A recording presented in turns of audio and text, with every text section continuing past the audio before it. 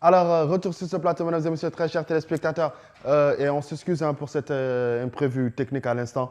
Et puis, taf, hein, les gens sont en train de réagir à travers la page Watani Hebdo. Émission Gassani, non, Gassani, que juste imprévu technique. God. Si vous voulez participer aussi dans l'émission, réagissez à travers Facebook dans la page Watania Hebdo. Et puis, posez vos questions, vos suggestions ou même vos critiques.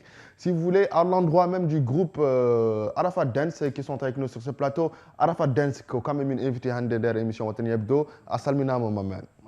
jaajëf min gaccuma tarodirɗa e téléspectateur uji yaɓoɓe men bon mi salmini onon fof mbeɗa salmini mon guila wonɓe nder wonɓe boowal dañɓe tawtorede ɓe dañani tawtorede donc ma ngi leen nuyu ñëpp benn résumé mënuma nuyu ñëpp nag mënuma wax yëpp aussi donc big up à vous quoi jaajëf alors Arafat Dance holto ummi ha yetti to yettiɗo hannde et puis ko gonɗon e dow mum bon Arafat Dance ko kuro goto fuɗɗi koye quartier ne wiye Arafat ɓurɗo andirede hol Arafat rani salam aleykum poto 11 Tafa poto 15 Mahfouz Game ana narafi lawi ko wiye Arafat ça bon je me disais ko ummi ko quartier goto ne wiye Sud Nord wiyem Sud Nord ko kuro Karafurum Sud Nord toon ɓuri andirede kuro fuɗɗi ko kuro inde nde rokka koye jafoɗa Karafurum Sud Nord mo jogui ganam goto jogui toon boutique L'Homme Buzz boutique Paté L'Homme de Buzz a waɗam big up collègue c'est mon ami c'est mon frère big up à toi aussi jaajëf wimo meɗen waɗamo publicité guila 3 semaines haalamo ɗum mbeɗen ara somi ummimi ɗo toon paami joni prépare toi jaajëf bon leegal ngal ko leegal Sud Nord ɓurɗo andirede Carrefour Sud Nord inde nde fuɗɗi koye 2018 nder hen inde nde créa avant wonno ko inde goto ne wiye paradoxe min ɓurno hettude ko côté 5e cité plage Allah waɗi min déménage min garti Arafat bon ɗon min créé crew o quoi ok joni vous êtes un nombre de combien onon kon minen sa famille ko école danse min jogui en même temps ko crew quoi min gon hedde nombre de 80 ah bon min keewi élément ji machallah min keewi alhamdoulilah machallah min keewi élément ji bon ko école danse c'est ouvert demal ngal ko udditi pour tout le monde teranoɓe boowal fijoɓe ɓe ngala ko objectif uji ngala e nder so ngari ne mbawi hejje hen jomum jogo ko waɗi so janggani walla goɗɗum yaadini hen quoi donc briefing bon ko nofati sukaɓe c'est à dire hol âge âge uji ɗi holton fuɗɗi holton haaɗi bon minen min ƴetta à partir de 10 ans ha 20 ans min ƴetta ɗum à partir de 10 ans ha 20 ans donc ko éducation walla ko danse tan ko c'est à dire système mo mbaɗirtono ko moment de répétition tan mbatton walla c'est une sorte de famille parce qu'à la base c'est vrai que danse ne weeli mais à la base kadi taw ko tu sais les meilleurs breakers par exemple dans le monde ils ont un niveau d'études universitaire ga sa yiiɗi bon à la base holko déjà onon wonɓe nder base mon ko hollum ko amde tan walla il faut par exemple jomumen keɓa moyenuji pour mbawa amde walla critère uji mo ƴettirton amdoɓe e monɓe ko holɗum critère merci Hbra question mo c'est important parce que mi ɓooyi fadde oɗo question min ga hooram bon pour yidde andinde yimɓe ko danse aaro dal aɗa andi kala natɗo hen ma yimɓe considére ɗum ko ɗum ɗo e ko ɗum ɗo yimɓe nangguir ɗum yittere goɗɗo bon minen danse momin mbaɗato ko éducation nani hen kadi ko famille won ɗon par ce que sa ƴeewi hande société ji sukaɓe génération joni ɗi ko heewi hen trainat jahne cimmon e mbaɗa affaire uji bizarre genre jomum ne wontoya vagabond affaire ɗiɗon c'est que jomum ala ko waɗi ne traine bedda ala ko waɗi bon minen on a choisi min ƴeewa lieu ko sukaɓe wonɓe boowal ɓe min nana ɗumen nder min jangguina ɗumen danse c'est à dire que min jiiɗi ko funtudeɓe ko haaɓe mbawa changer quoi mais ko avec danse komin jogui ko min mbawi funtudeɓe par ce que min ngala haalis min mbawa walludeɓe min ngala affaire goɗɗi mais danse ko momin jogui plaisir o ko hen min amour mbawa funtude par ce que aɗa andi danse kañum Allah yaafo min heewi seeɗani kala to dille tan yimɓe fof garat donc ɓe garat ɓe jooɗo ɓe assiste ɓe jeeyi répétition ngaji ɓe jiiɗa ɗum donc mbiya jomum sa yiiɗi nadde il faut ɓuftoɗa il faut gara mbayani jomum ene yiiɗi donc c'est à dire que deme so ari il faut ko ɓufto il faut arane woni en uniforme pour assister hen noon nder hen noon yaha affaire jagga ɗum amour hankkadi yiiɗi ɗum quoi c'est vrai donc minen ko on en tout cas ko kala kono waɗi fayte no fammini an ka leader an ka leader mi anda Berger min calminimo Berger qui lui aussi fait partie des membres fondateurs de l'émission Watani Hebdo Berger kanko créé oɗo émission mi yiɗano wadde ɗum c'était en 2016 kanko wi kam a waɗat ɗum et puis o ummi générique mum joni toon o caggal ko kanko waɗi ɗum o yeehi o kono liggey mo ko nanɗo heddi en tout cas o walli émission o no feewi o waɗi hen golle makko en plus min jettomo hen no feewi no feewi alors autre chose est-ce qu'on participe des compétitions si min participe des compétitions ko de on min participe ragaji concours Oscar de vacances donc les sukabe donc les images d'insert Mohamed, si tu peux nous les montrer en même temps. OK. Min participe do batelaji le centre culturel français woni CCF do en min participe plus de 4 fois bon hay moi surpassé min participe donc je participe quoi, je participe à l'activité. Alors que nos petits heures d'entraînement du Guénon et semaine, vous vous entraînez combien de fois? Il y a une répétition. Entraînement et répétition, ça fait 2. Entraînement, on a éducation physique. Parce que la danse aussi, ça demande ça. Ça demande ça, oui, tu as raison. Bon, non, mais attention, attention, breakdance au Mali, à Bamako, dans un quartier qu'on appelait Badjalan 2. Il y avait le groupe Ami Pikoul, Kokalan Miko Koboyi, d'un temps où dit breakdance et mais on s'entraînait grave quoi, on s'entraînait grave. Les heures d'entraînement, combien d'heures d'entraînement? 15 minutes entraîner, un réchauffement et tirage parce que je me suis allé dans conf pour avoir mouillé ko fotno son 2 minutes 3 minutes. 15 minutes na famille. Non parce que wadi rew berger comme je donc il y a ta note. À partir de maintenant boy di mbattu mbadde endurance 45 minutes e be doga illa yak jonna bari kanko jogi affaire du chorégraphie affaire du amgol dum non kanko andi après ko non ça wadi non mi perdre élément jam parce que goto arat joni ça ida élément jama talent d'Afrique non on a dum ça bi be rek demain surtout ko wayna jar Hashim en Alkayen Cheybani Hashim yo aro au entraîneur parce que minen kade min jidi Arafat danse ya par exemple l'Afrique a un incroyable talent min jidi Mauritanie représenté ton connaît en tout cas des représentants haïtiens ko Arafat dance mais surtout ko 15 minutes d'entraînement comme on dit. En tout cas, on vous souhaite une bonne continuation. On vous souhaite une bonne continuation. Mais à RDTM Plateau, nous allons suivre un élément de Arafat Dance et retour sur ce plateau dans quelques instants. Mesdames et messieurs, très chers téléspectateurs, réagissez à travers Facebook, Watania Hebdo. Et vous serez en communication certainement avec Hamessi et Roissy. Élément Arafat Dance et à tout de suite. Allez, plus chaud.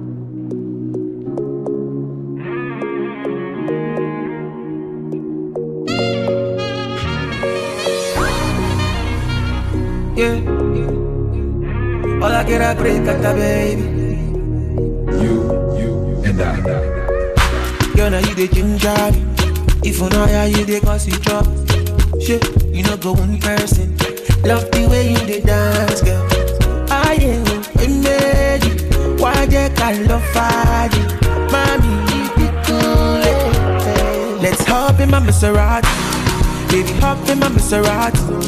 I said hop in my Maserati, hop in my Maserati. Girl, I wanna see you go down. Yeah, say me I love the way you bend body. Hop in my.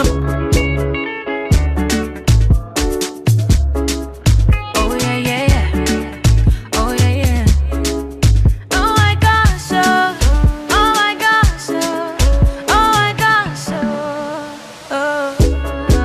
My tomato just now waiting to call me. No waiting I do it make them mad over me.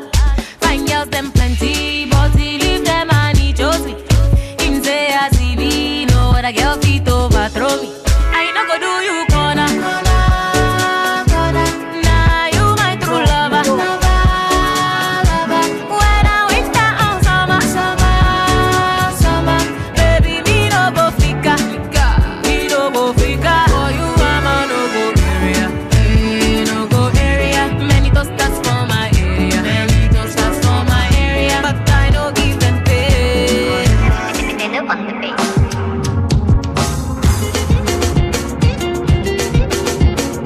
Moïse Zamnani, Bouche Mouzindo. Ma chérie, je m'appelle Beno. Je viens de la côte d'Ivoire. Ce soir, je m'installe au Congo. Avec Yorobo Swaga. Soit Kanga Maputana Loketo. Boya Tobina et Longo. Ce son-là, ça va tout déranger. C'est l'Afrique qui gagne. À démarrer, tout le monde démarrer. À démarrer, sur la piste, ça va démarrer. Ma chérie, faut danser, faut bouger comme ma danse. Il faut des moines, il faut un dent. Boya Gadovina, Africa qui danse. Mali Fali Dendo, il faut un dent. Magoumale, Magoumale.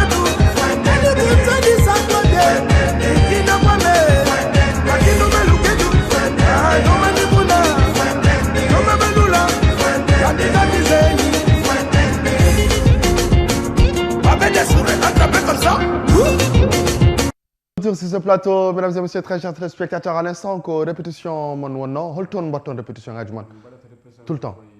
Stade mbiya Kandahar nder maison de jeune goto no waɗi saluji de danse nan ɗon bon ko ɗon min goni tout le temps ɗon min goni tout le temps. Combien de fois mbatton répétition ngaji pendant semaine? Avant min mbaɗano ko chaque jour mais guila covid o ari aussi kadi école aji ne waɗi étudiant ji nan hen janggo gurɗon covid o bon mom arema seeɗa bon min mbaɗat ko 4 fois par semaine jeudi vendredi samedi et dimanche ko 4h ha 18h min jaha deme kadi pare ha 4 jours ɗi gasa voilà mais nde confinement ari nde han kadi affaire o foof ne metti par ce que dental yimɓe ɓe mboloɓe moye lolo quoi donc min arrêtat répétition hami confinement couvre feu uste seeɗa min reprene kadi souvent min gara gardien ara wiya amen hannde ɗum ɗo ala moylo aɗa andi ɗo wuro men gon wayni gaccani yimɓe piño en tout cas ville adam kamil شعب مهم شعب يعدل شي زين الناس ما عين على الدولة non les bonnes volontés الناس اللي يدعموا كيف احمد شياخ من بلاي جراوند بارك دائما يعاوننا دي جون باغ اكزومبل الشعب همهم يعدلوا شيء دونك فوق نعاونوهم عرفات ما شاء الله في ياسم الخلق ما شاء الله دونك يقدموا لي لا يعاونوهم هما دي جون ساكنين في عرفات يرقصوا اوكي ديك الرقصه اللي هما يعدلوا يقدي يقيسوا نيمبورت او في العالم عندهم درابو موريتاني يريبريزونتو فيلا موريتاني دونك طالبكم كل حد يقدر يعاونهم يعدلها يعاونهم ونحن من اللي وطن يبدو كل حد يقدر يعاوننا يعدلوا تو ما يخسر شيء. Alors on poursuit. Nous allons regarder leur prochain élément et retour sur le plateau dans quelques instants. En tout cas الشعب حد ما عاونهم ما يقدروا يتقدموا. عندنا هون ياسر من دي تالانتشي عندنا هون ان سبورتيف ان اتليت هرب مع اوسين بولت سي ان اتليت راعي في comité olympique يسلم طاهر de passage il a couru avec Usain Bolt. Usain Bolt اللي تسمعوا دائما هو سي موريتانيا هرب مع Usain Bolt يا خير راعي هون الناس كتجونو سي با نورمال سي با نورمال ما صالح يا دي جون دو بون فولونتي فوق نعاونوهم دونك حد يعدل الشباب يلتو دائما ود ان اكتيفيتي هاو باغ اكزومبل اللي يعدلوا هما ils sont en nombre de 80 150 personnes يقدروا يشتغلوا معاهم donc ce qui fait que ça peut créer de l'emploi ça peut faire plein de trucs c'est vrai que c'est du divertissement mais ça crée de l'emploi et ça rémunère donc il faut y investir les gars et puis vos trucs administratifs là parce que les trucs administratifs là ils veulent nasto sérieux le deal c'est quoi ou bien il faut former aussi des gens créer des formations pour ces jeunes créer un staff pour Arafat Dance créer un staff pour tel artiste ou tel artiste. En tout cas, aider en tout cas la jeunesse mauritanienne quoi. Aider-les. يسوى في الباس حد يقدر يعطيهم وتات يعطيهم وتات حد يقدر يعطيهم دار يعطيهم دار حد يقدر يشفي لهم دي توني والله يسوى شيء حد يقدر يعاون تو يعاون. Regardons le deuxième élément et retour sur ce plateau dans quelques instants. Lego.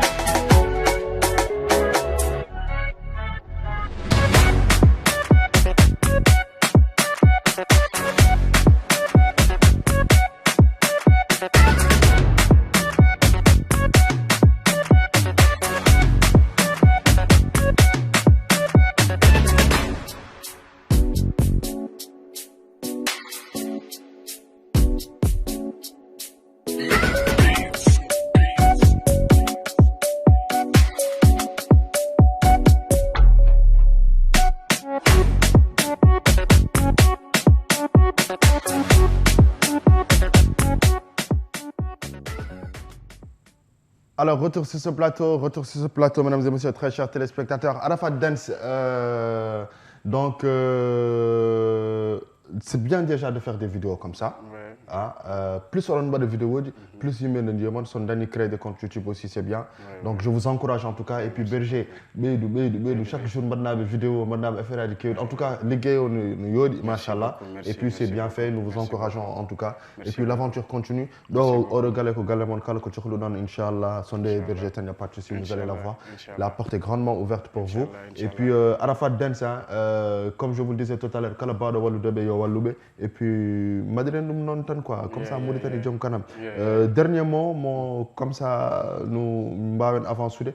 Le message, mon bada, à de Mauritanie, ou la jeunesse, ou le staff, mon bon, mon message, mon docami, les citoyens, bon, surtout ma génération, de on, gonen neddo goto surtout en artiste uji quoi gonen neddo goto woto mbasa den e laamu yo wallu men ballen koye men parce que laamu ko mam daraɗa nde yima ara walluma donc goppen hasdagal hakkunde men goppen ɗum quoi donc gonen goto visitodiren hakkunde men gossodiren mi arema ngara yam puusodiren fami donc kadi lawol ne muusi mais muñen mbaɗen gonga e men surtout janggen kadi aussi nehoɗen hen ko mbatten ko mbasen waddude ɗum e saltiyagal walla cacayagal mbaɗen ɗum gonga amen hewɓe nan ɗo cikat komin mbaɗat ko perdure temps amen walla komin kuywe walla min mbaɗat ko ala avenir walla ala dar non gamiri ko pensata tan koko ɓennata foof mais neɗɗo kadi foof ne jogui ko yiɗi donc neɗɗo somo yiɗi ko hunde noon foti wallitede hen sono gandi on mbawa wallitede deƴƴe kunuɗe moon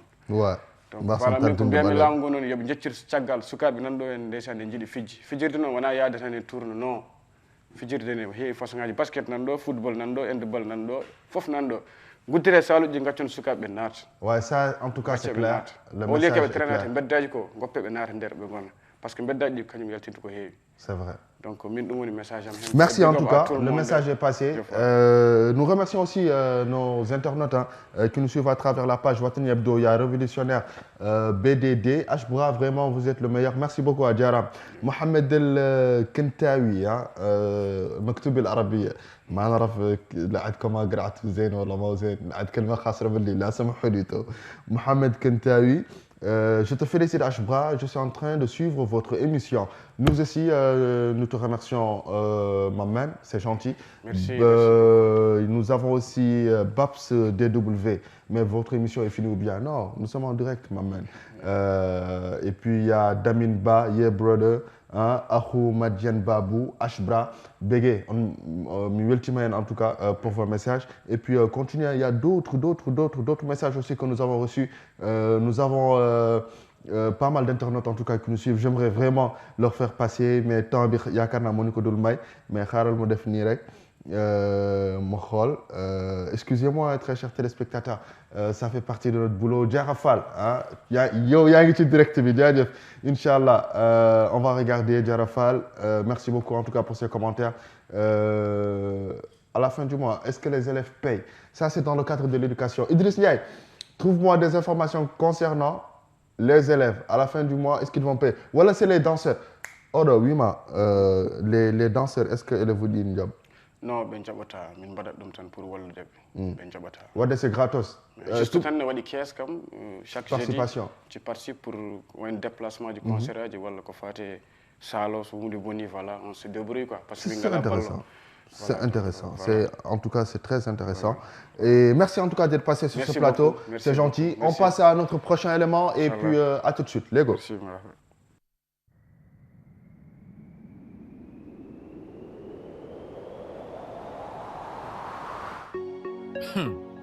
هذه القضية تتعلق بي أنا ووالدتي واللي ذاك لا يهم قايد دخل ولو العادل للشقيقي هي مننا احنا كاملين وانا عندي الحق نتكلم عن قراءتي تبن الوالدتي ندعي ولا نبكي انا هو المخزي والله هي صنعتني ولا تعقب تقتلني باللي امي ما قديت نبرها لا من دمي نينا بات ترواني قبوني ادوها رباني ظن اني نبيها تبقى موتة شفاية انا اللي محنينة هون فرانكم كذبها بيا هذه الوالدة المخزية الملعونة بسبحانه قال لي تحمل رسول لا يحمينا تجبر لا الفروخة انا واخوتي كلنا ذي خوخة قررت لنا انا بحششتو انه خرب ذبوحة لاش لا لولدتي ماما يشبر دعية كثر ان البيضاني وانا وهذا اللي بالسوق خليه خويا مريضه ولا مصبيه تحلفي لا بالخالق ابليس عندك منه الخالق صايبه انت خلقني انت فرضي وجودي بعذابي ما خليتني نقول مؤمن والله عاصي يخلاني حسابي يغدر فيا زرعة كبر خلصي خسرتي ما قط سمعت منك وني والله يوقي كنت تمزي من ريوقي جنة عند الوالدين انا واقفه من فوقي ماما لبنك ما ضوقتي ولا بومبويتي ما تقدر تشفيني حياتك موتي عقالة ماما سمحي لي موتي ولادي تتروض اخوتي دوكت بي واجر ماما بي مي فين دا حتى ماما جور ماما بي مي فون ماما بصر مودي موغن دا بري بانوا صدقم ياكو كيل خدو مد موي خين سمن ان موي فين مم بودي جولي دا ngay taxaw ci ay sax ma lay fakka mama du don sa dom don xer nara dal sa ko nga toj mama foofu dun ne da mi fok ma me da jot do ma taw mi wajja tahen min woni dedda to wala ko an baddo mi ko an tigi kadi watin to e warde mi ko mi gañ do nena mi wawata ndende moko jija mam tan o wurata kanko nde o salimi muine de ko gagne moko jettimi ne himi nene ko tagi ano awa wati pinde ko mojji afotano wote hambe da jogo o do madi sa hambe de yidda fawde juudam e mami hulla hay hayo mi medananda dum memma so wonna wojji bolli so wonna yo mi wayno odo iblis mo hoffi mi yejjitani nene hittande de baddo da kam juldo mo ala islam e juldo nangudo deftere alquran mi ne mawni raba mi minni raba ma fudne agilaji amen kalay men foti wulno de la bir sa godey mum ko woni nenam anno irnita dum holno jibini ratne la do safro wodum fok aljanna mako jitmi tan ko yosum kon yulo wo nene goddo yumum mi nyam garo kidu kat bi wajur mama bi me fen da hatte momo jur mama bi me fon mama boson mu de mo ga da bari ban mo sot dom ya ko kil xetu met moy xé samman en moy fe même body julli da ngay taxaw ci ay. Alors, retour sur ce plateau. Retour sur ce plateau, mesdames et messieurs, très chers téléspectateurs. Hein. Excusez-nous 1000 fois pour ces imprévus techniques. Nous sommes en compagnie cette fois d'une découverte de la semaine. Et je vais vous laisser avec lui, il va se présenter. C'est comment? Le nom déjà. Je dis salam alaikum, toute la famille et toi et à toute l'équipe de télévision Watania TV. Assalminama bisma mukadi nder émission Watania Hebdo. Inde ko Boy Moz. Boy Moz from 5e, hein? From 5e. From 5e. On a 5e na ɗum nguli. Alors Boy Moz to ummi ko Moz bi wala ɗum dewe noon wala ko Moussa anen mbiyedda? Non non, min Mamadou mbiyere. OK, d'accord. Ɗum addi Mozo quoi. Mozo. Tu as quel âge? Mais j'ai 19 ans. 19 ans? Ouais. Machallah. Et tu fais quelle classe? Tu fais l'école, je pense bien. J'ai arrêté. Pourquoi? Parce que... Alors, en tout j'ai arrêté en 6e année, quoi. Super, super en tout cas. Et à part ça, qu'est-ce que tu fais? À part le rap, tu fais quoi? Je travaille. Ah bon, déjà, à 19 ans. Tu es Ligoda? Moi, je travaille à Muritel avec mon grand frère. Super, ça c'est une bonne chose. Ouais. Et en même temps, tu fais du rap? Oui, je fais du rap. Alors, on va te laisser avec les téléspectateurs. À ce qu'il paraît, tu es un jeune très talentueux. Merci. Donc, on va te laisser avec les téléspectateurs. On va écouter un extrait d'un de tes sons. En tout cas, nous, on est là. La Watania TV, c'est l'émission Watania Hebdo, c'est une émission qui fait sortir, dénicher pas mal de jeunes talents et pas mal d'artistes très célèbres que certainement tu dois connaître ont fait leur premier passage ici. Donc aujourd'hui, c'est ton tour. Espérons que dans 2 ans, tu vas être comme Authentique sa première fois ici. Donc espérons que dans 2 ans, toi aussi, tu vas faire des tournées, tu vas avoir des trophées, Inch'Allah ta'ala. Hein? Inch'Allah. Donc on te laisse avec l'antenne et puis on te souhaite bonne chance. Bismillah. DJ, mec, son mahol.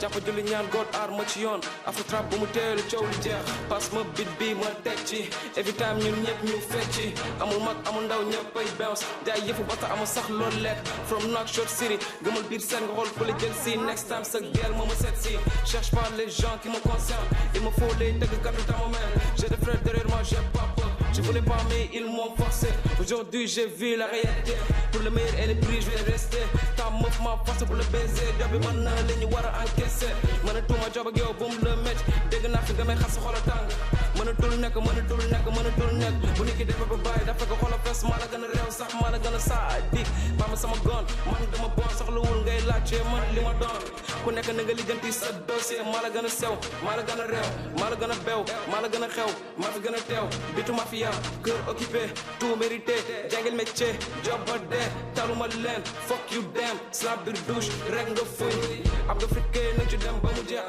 what's up everybody ñoom wax comme d'habitude snap self I love myself bi ci rek gëbbal sa melf ay bit yu rock ngay am foofu def lu may def yàlla def lu ci des wow may roi des arts ci ko seen may Balla Gaye ci ko beat bi tey seen appel jël sa directeur rappeur bi dee na man maa ko rey budul boy di foog ñi ci des am xaalis di job la ay diplômé sa papa di rêve ma bàyyi rap boy nii rek la mënoon demee ci man ba gis naa fi dégg fi lu ne weng tasaare game bi comme fusillard ñëw ma pour def li nga jot a def foog ñi fi bees foog ñi fi yàgg gars yi di mel na pause maa ngi neef fay sa rapport suufe manager kër ak oto ubbi compte gaaw from Bour maa ngi 5e tasaare zone bi ak zone B sama décédé am njëkki VIP soo bi gën a neex na show yi di ko get yàq sama der du sama defet iri naa sa gel ba c'était parfait maa ci suuf di seentu li nga dul gis maa ngi improviser di xaar sama fils jaayante ma ay talent damay rap ngir am lu ma mën a sama doom bu la méttee na nga dee show of the year passe-moi le verre pas de question di ma bouffe l'air bu dema doon tey di nga gis ñu weddi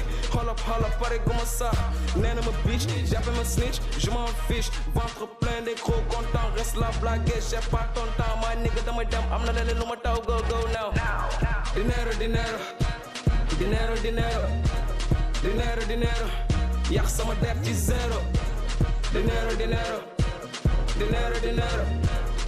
dinero yàq sama der ci zéro bien money daddy blow general by Zola King nigga lie MC your boy how money mon bro it's your boy beef merci papa merci mama merci la mi fa et yo merci papa merci mama merci papa.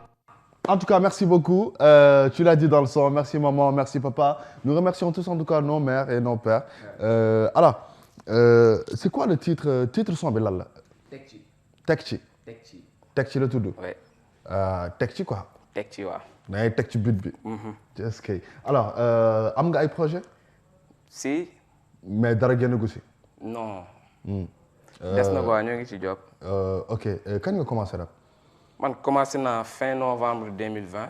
fin novembre 2020 nga commencé. ouais. lan moo la ci dugal kan moo la inspiré ba nga dugg ci.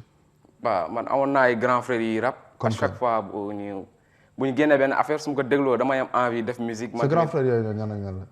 am na ku ñu doon wax Daddy Blow. Daddy Blow. am ku ñu doon wax BM Money man ñaar ñoo ma inspiré mun naa ko wax quoi. ok super ouais. Déjà et ce prochain projet nu mu tudd lan ak lan la. ba man am naa sax d'ailleurs clip bu war a génn fan yi ñoo ngi ci montage bi et tout. ok titre bi lan la. titre bi LMT la loo ma teg featuring la sax ak benn frère de Dahman bu ñuy wax Kals Gang. Kals Gang je le salue du passage quoi. mook nay nii tamit maa ngi leen di nuyu bu baax a baax c'est des frangins c'est des petits frères Kals Gang. En tout cas welcome kër gi sa kër la saa yoo amee projet bi wala vidéo wala benn affaire à travers Hamessi tu es la bienvenue et je vais t'inviter à la radio. Merci. Mais rap live ngay def. dégg nga tey playback la bàyyi naa mu jàll mais rajo da ngay indi live indi ma ay beat ñu tàngal rajo bi incha allah ñu def ko en live. Merci beaucoup en tout cas. Merci. Et c'est un plaisir. Léegi vous allez me permettre en tout cas de vous parler de Roissy Events hein.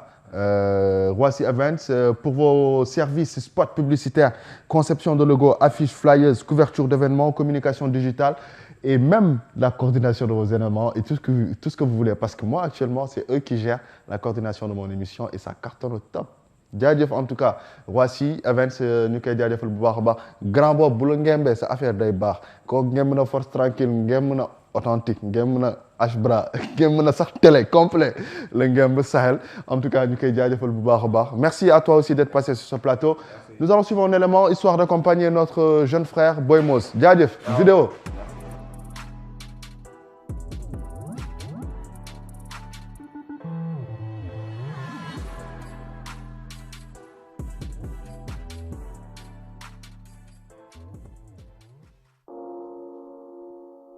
Confine mood Iceberg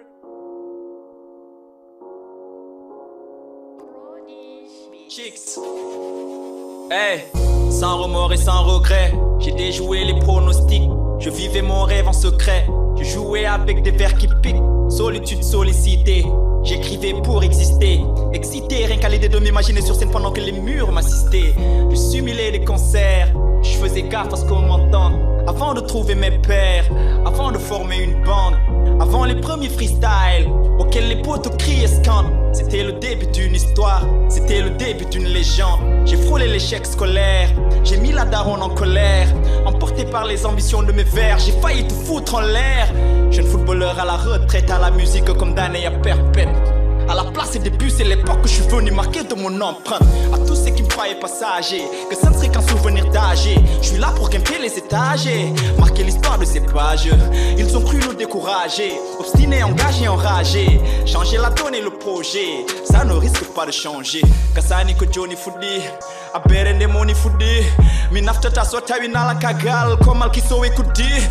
Odiro hecci windere mi jebbi lima e ko geno foddi. Ni bere yannore ni ciri mbadi kono ittata kanji koddi.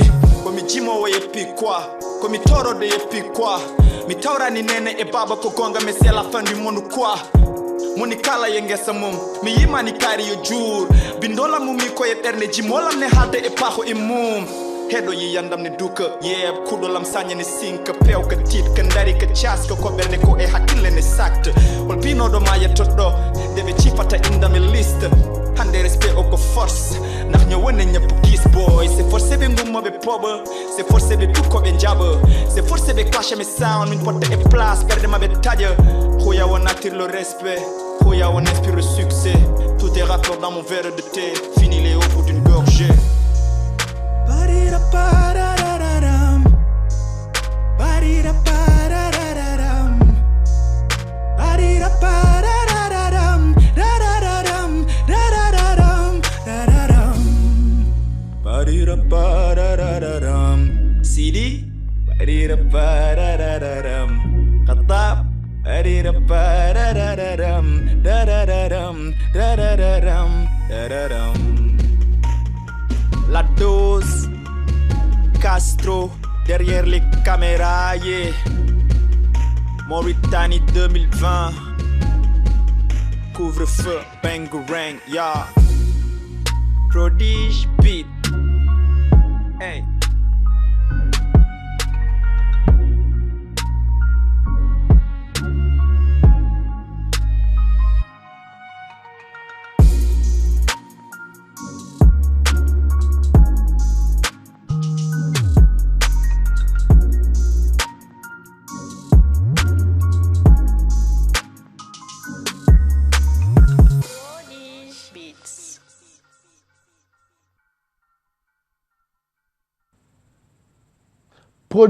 Prodige Beats à l'instant dans Confine Mood de Brems. Alors de Iceberg Music Entertainment ñu leen di bëggee ñoom tamit bu baax a baax di leen jaajëfal et puis nous les encourageons en tout cas léegi Mohamed pour bañ la jaxase jox ma clip Youssou Ndour bi moom ma may ko sama yaay ma may ko Tata Ndikou ma may ko old school yëpp wa Abdallahi un fidèle auditeur à la radio et un fidèle téléspectateur des chaînes de télé mauritaniennes et des radios mauritaniennes et boo koy may tamit képp kuy old school Ahmed Hamza huwa mali un grand fan de Youssou Ndour xaajit ko Ahmed Hamza ñëpp ñoo ko moom Hamza yimbe foofu njëy Hamza haswa koni Hamza li Jamil Hamza pour tout ça je me rappelle c'était en 2007 ou 2008 une chanson dédiée à Ahmed Hamza. Voici cette fois je te dédie ou je vous dédie si vous me permettez voilà si tu me permets de te tutoyer voici Youssou Ndour Bukki laa lay may Bukki Ahmed Hamza yow war nga dégg wolof Bukki taraf shinu maana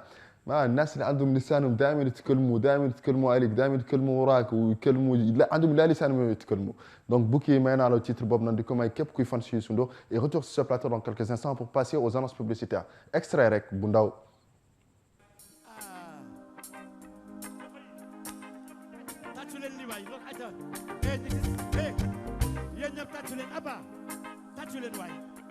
ñi nekk ci salle bi technicien yi caméraman yëpp Aba diriger le taxi yooyu foofu bariwu leen waaye nag tàccu cey lii Baye Niass sàmmi yow sa bëggeel dangay moytu ñi lay fexeel du ñu dem du waxi Nobel di la jéem a jaar ci feneen essaie de courir tente de tourner daw dawal bul faat waaw bëggeel te dañu koy aar ne waaw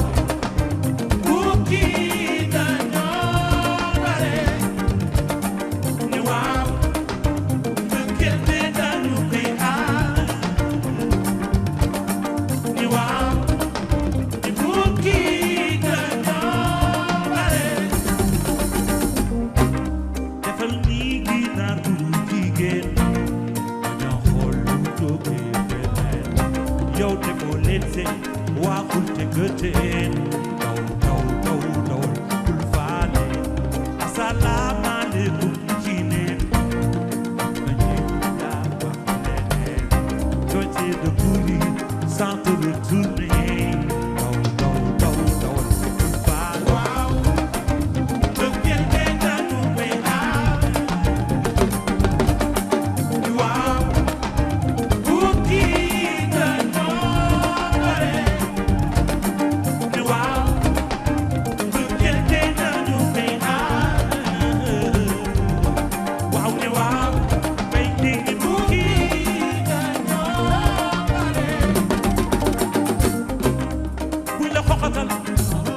toroxal buñ la doyadal bëgg la nelawal buñ la xoxatal bu leen xoromal rafetal jaru ko na ma ca yabu ca ne waaw ni bëggeel dee dañu koy aar بقاؤك في sur ce plateau, mesdames et messieurs, très chers téléspectateurs, son bi bëgguma ko woon daggee nii tamit wax dëgg fa yàlla may ma son bi Cheikh na bul ma jox vidéo may ma son bi kese Cheikh na s'il te plaît may ma ko en mode sourdine quoi ma am ko fond musical comme ça ma kii ko ma daal di daal ak moom alors très chers téléspectateurs qui concerne Vig ñi nekk ci salle bi technicien et caméraman yëpp groupe Aba dirigé tàcc yooyu foofu dans les prestations de services d'immigration, d'études à l'étranger et de visa touristique. C'est aussi le seul cabinet agréé par ICEF Canada en Mauritanie. Alors, tourisme, toutes les procédures de visa, visite, affaires et tourisme. Études, ils garantissent aussi les admissions dans divers instituts de langue et universités partout dans le monde, plus particulièrement le Canada et aux États-Unis. Mohamed, bon, vous m'aimez imaginer s'il te plaît. Immigration groupe, vous êtes diplômé, avez un bon niveau en français, avez une expérience du travail, déterminez votre éligibilité gratuitement. Alors, Visa Immigration Group, qui est un cabinet spécialisé dans les prestations de services d'immigration, d'études à l'étranger et de visa touristique, c'est aussi le seul cabinet agréé par ICEF Canada en Mauritanie, tourisme, toutes les procédures de visa, visite, affaires et tourisme. Études, ils garantissent les admissions dans divers instituts de langue et universités partout dans le monde, plus particulièrement le Canada et aux États-Unis. Immigration Group, vous êtes diplômé, avez un bon niveau en français, avez une expérience du travail, déterminez votre éligibilité gratuitement. Adresse Ilové, rue Charles de Gaulle, immeuble Tauvir, 2e étage, B6. Hein. Alors, contact 37 58 88 88 ou vous pouvez les appeler au 20 27 50 92 par WhatsApp.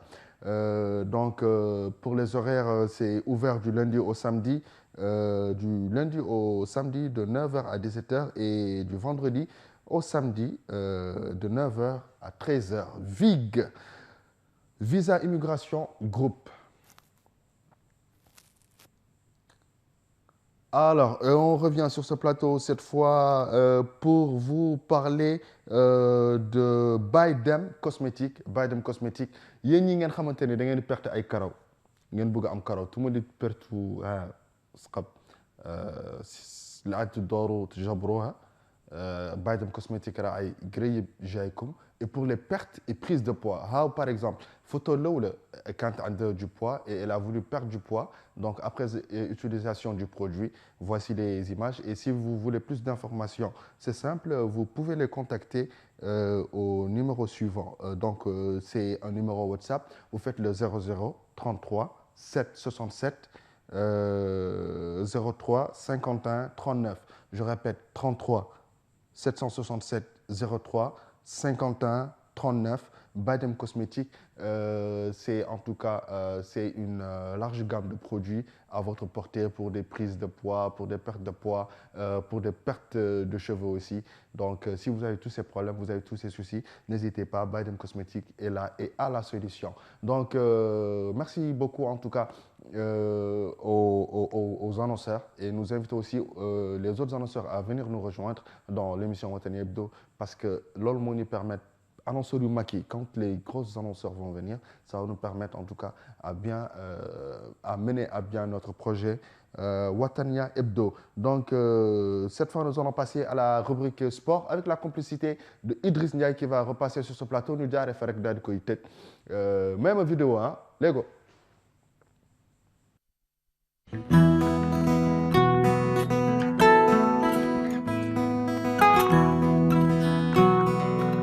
She goes out to the man in the suite. Can you help me?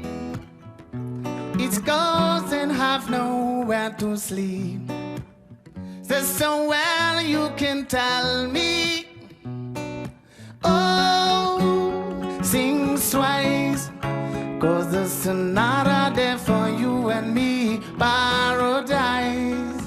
Oh, sing twice, 'cause the sonata there for you, you and me, paradise. Just sing about. Oh, sing twice, 'cause the sonata there for you, feel me proud and down. Oh, sing twice, 'cause the sonata there for you, you and me, paradise. Oh, c'est beau, j'aime bien. Go for it. You and me and paradise, mama. So balangira hawi miskina galma. Oh, fuck it. Yeah. Wow. Sing sway. Allez, vas-y. There we go.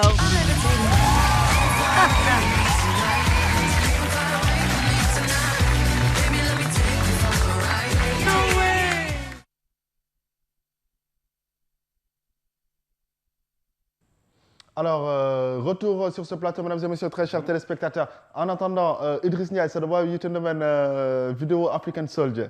Fake news, hein, comme ça, on a une émission. C'est un titre, voilà quoi. Hamessi, boy, il est marqué. Hamessi, ça doit être le même. Idriss Ndiaye. Wow, retour sur ce plateau. Retour sur ce plateau pour boucler. Pour boucler. Ah, wow. Alors, la rubrique sportive. Sportive, moi, ce qui concerne la CAN 2021 des moins de 20 ans. Est-ce que nous avons enfin les CAN des moins de 20 ans? Pour la première fois. Pour la première fois, oui. Et c'est super. Waaw sport bi moom mu ngi jóg ndànk quoi. waaw sport ba surtout football culture bi na ñëw. rappeur mais sport du football rek la war a yem. am na basket am na handball am na tennis. terrain tennis mu ngi fi. donc discipline yi dañoo bëre karaté judo et tout cela. rappeurs yi Sénégal ils ont des milliards. Nous ici on n'a même pas des millions. Donc nan jóg ci loolu quoi. Sport bi lu mu wax. Sport bi nee na que la Mauritanie accueillera du 14 février au 7 mars prochain la 16e édition de la Coupe d'Afrique des moins de 20 ans. Les 12 sélections africaines pour cette CAN, qui était précédemment de 8 seulement au dernier tournoi il y a 2 ans. Son doré est déjà connu. L'instance africaine procédera au tirage au sort le lundi 25 janvier prochain dans la ville de Yaoundé, au Cameroun. Super. Et cette fois, nous allons parler de CAN U20 2021. Les jeunes Mourabitoun enchaînent des matchs amicaux. Mohamed, bonne mounema imagé. CAN U20 2021, les jeunes Mourabitoun enchaînent les matchs amicaux. C'est l'image suivante. Hein. On s'excuse, très chers téléspectateurs. C'est la prochaine vidéo du côté de la régie Mohamed. Alors, en prélude à la Coupe d'Afrique des Nations des moins de 20 ans qui se tiendra en Mauritanie du 14 février au 4 mars, l'équipe mauritanienne est toujours dans la phase active de sa préparation. Des matchs amicaux ont été joués pour peaufiner certains détails. L'équipe mauritanienne de moins de 20 ans travaille depuis quelques jours à corriger les imperfections affichées lors du tournoi UFOA à qui s'est tenu de UFOA A. Qui s'est tenu quelques jours plus tôt au Sénégal. Les Mourabitoun ont notamment connu 3 défaites sur le score de 1-0. L'équipe avait notamment affiché les difficultés défensives et une attaque en panne d'inscription. Dakar, Hadley organisé une Coupe d'Afrique. Temila encaissé défaite. Mauritanie ndam. Ndam la ñu wax. Ndam zer. Ndam rek. Vive la victoire. En tout cas, c'est bien. On vous encourage. On vous encourage. Les défaites là, il y a les victoires. Mais nous défaite شوي. Dakar is.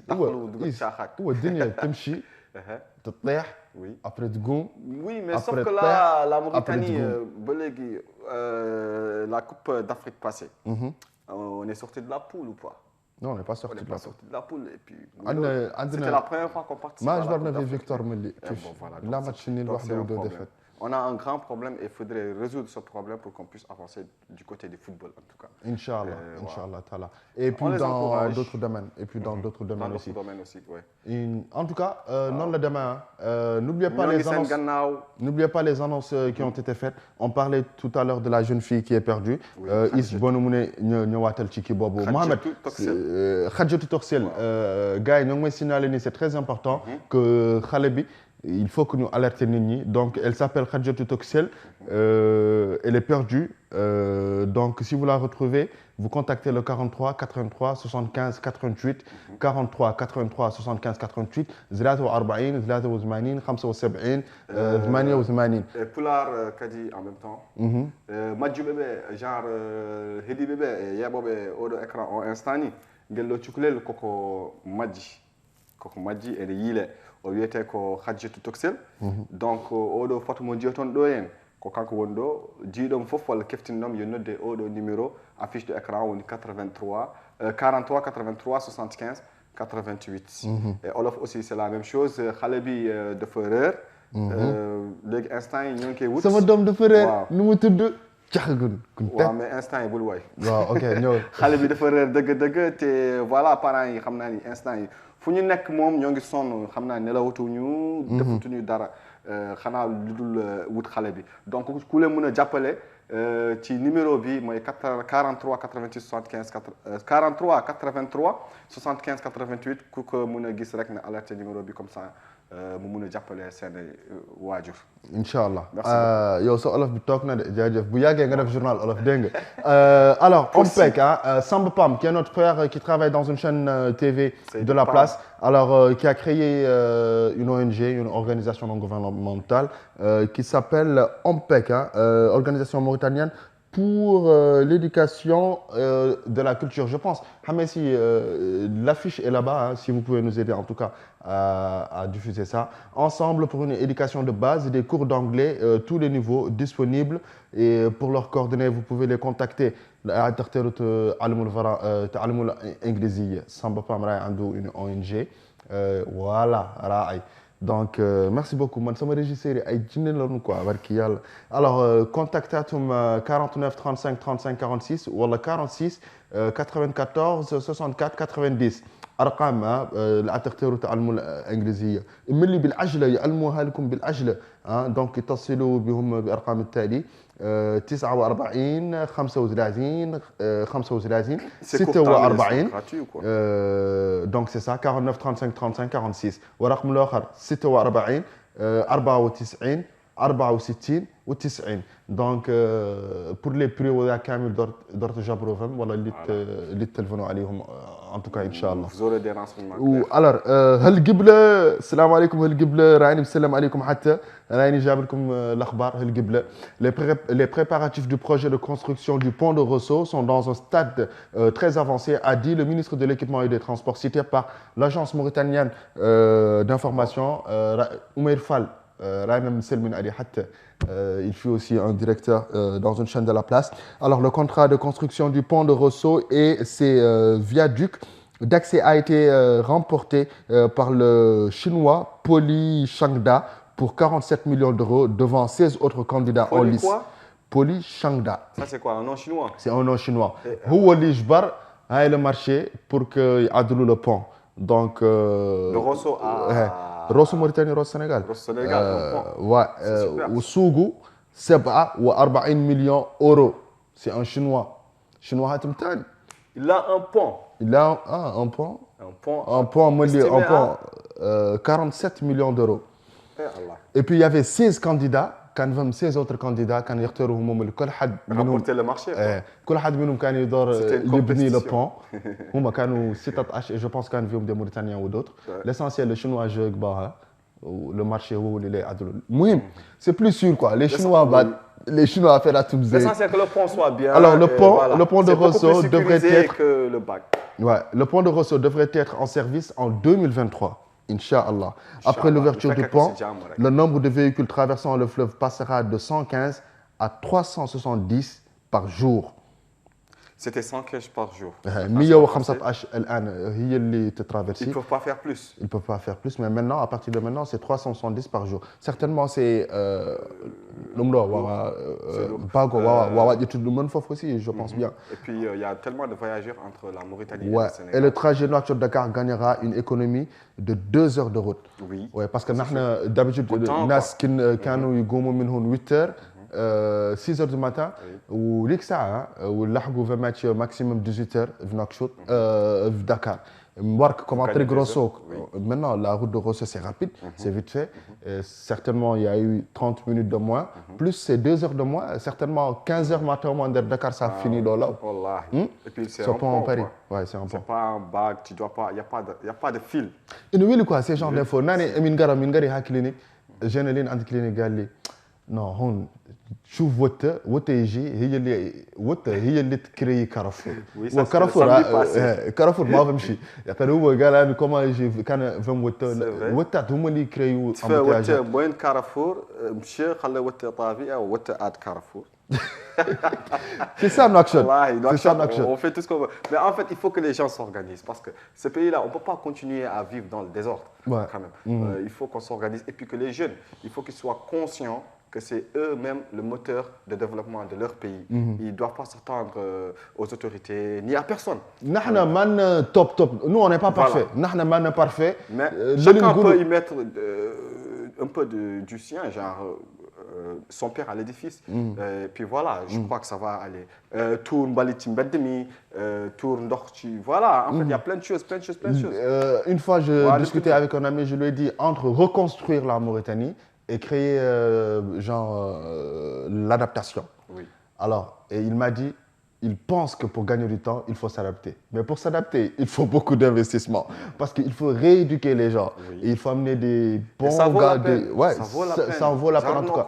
الناس اللي يحركوا الأحمر par exemple ما فاهمين القضية والله فهم وحدين يحركوا الأحمر فاهمين كيف par exemple ماشي حلا بسيد مقرب فهم وحدين فاهمين يا فهم وحدين ما يفهموا الناس اللي ما يفهموا نطروهم بالشهر نطرحهم ونعلموهم شو تكايسوا الدنيا مولو افيرات دبوس 150 يكونوا طرحوهم باش تدور الاخبار تفاهموا اوكي افيرات تسقي في المديه تزرق ايدك يكونوا نو افيرات تبول في المديه ما زين اوكي il y a plein d'autres trucs On peut construire l'image de la Mauritanie. Et il fait une image même à faire. On peut oui, mais quand même, il y a un instant, il faut se responsabiliser et voilà, savoir ce qui est bien et ce qui n'est pas bien. Et si on pense collectivement voilà, à une idée qui est bonne, comme par exemple interdire certaines choses, sensibiliser sur certains points qui sont nombreux, que je ne peux pas tous les souligner. Donc, on pourra faire plein de choses ensemble. Et puis, il faut qu'on soit ensemble. Alors, studio Bedougis, Manglé de Bégué Bouba. Bedougis, Med, avec Oumar manqué code WhatsApp 24 heures sur 24. Nibisil, affaire de celui-là. Dakar, nous Macky Sall. Marché Black, waaw Macky Sall ñoo koy bëggee bu baax a baax ak Youssou Ndour. Ak Youssou Ndour ak Ngaaka man nee naa ko Ngaaka ak Macky. tegal ma fële kii ay Ngaaka ay ñoom ñëpp garaaw. Youssou Ndour. Ngaaka Blindé mënu la embaucher Dip mënu la embaucher. non Youssou Ndour moo la mën a embaucher. Oumar moo fa nekk. waaw intermédiaire. waaw ok d'accord Oumar xëy na mën na def loolu may bëggee bu baax a baax waa Black xel marset Black wu cëp cëp. vem chimi Chab macha allah ishtaqlu H24. Moritel. clinique waaw Moritel clinique point show gars yi noonu yëpp mais spécialement waa Black maa ngi leen di bëggee.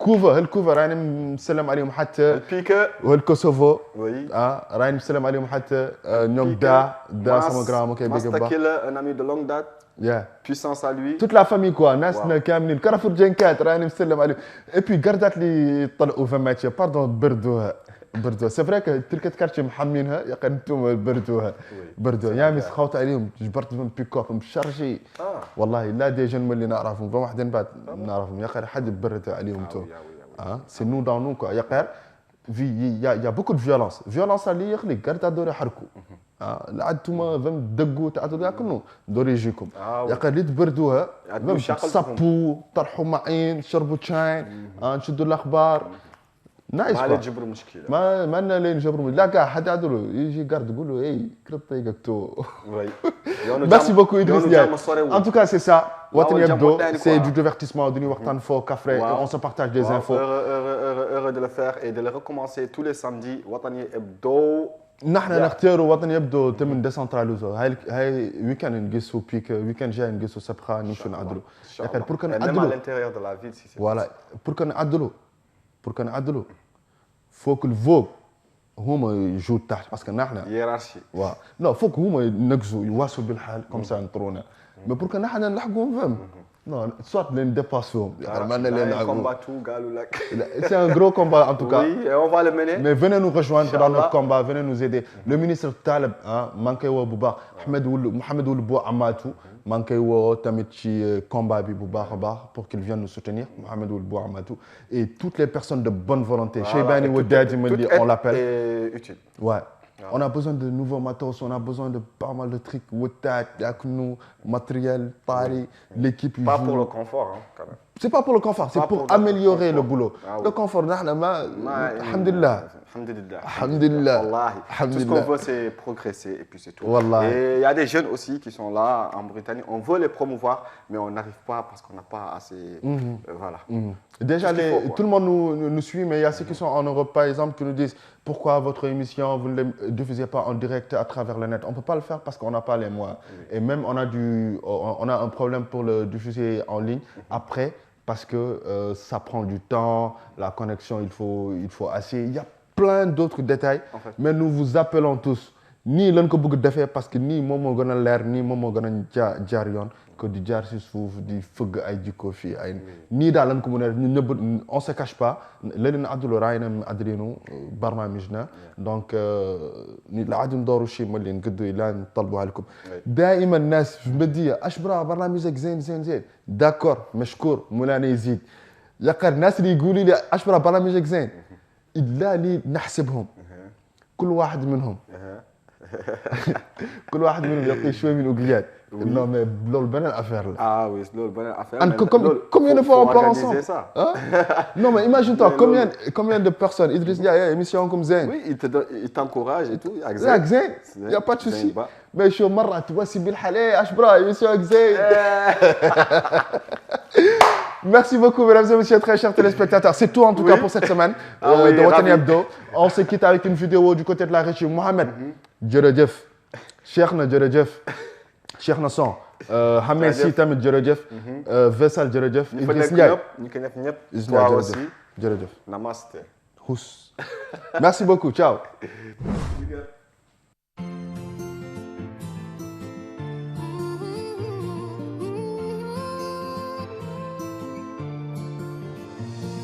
ويلي يا حر يا طعيني كل المجتمع بطق له حبيبي وابا يعطيني حقي وظلمني دون شرع ويلي يا حر يا طعيني كل المجتمع بطق له حبيبي وابا يعطيني حقي وظلمني دون شرع ذلين اختاير معسريني جحدني به المجتمع والفوق النور ما يبقيني وتحت بحبي مقتنع ذلين اختاير معسريني جحدني به المجتمع الفوق النور ما يبقيني وتحت بحبي مقتنع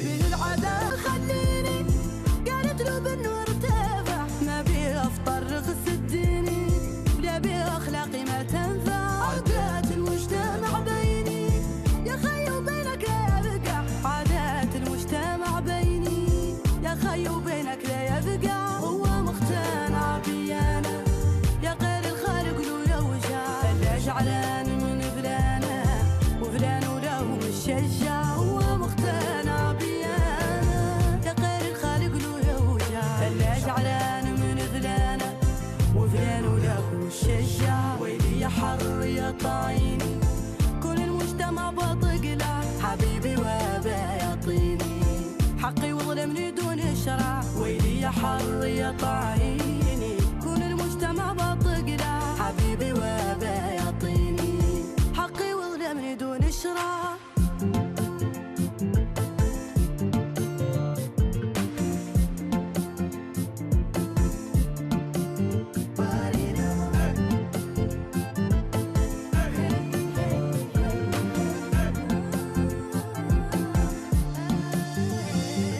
المجتمع عقلياته ما خلات الحب يشعشع والمل على كرهاته ويشوف بعينيه ويسمع خلوا ولو مرة واحدة حد بحياته يتمتع ولا توشنا بقى مرده ما فيها لا ولا تشنا ويلي يا حر يا طعيني كل المجتمع بطق له حبيبي وابا يعطيني حقي وظلمني دون شرع ويلي يا حر يا طعيني كل المجتمع بطق له حبيبي وابا يعطيني حقي وظلمني دون شرع ذلين اختاير معسريني جحدني به المجتمع والفوق النور ما يبقيني وتحت بحبي مقتنع ذلين اختاير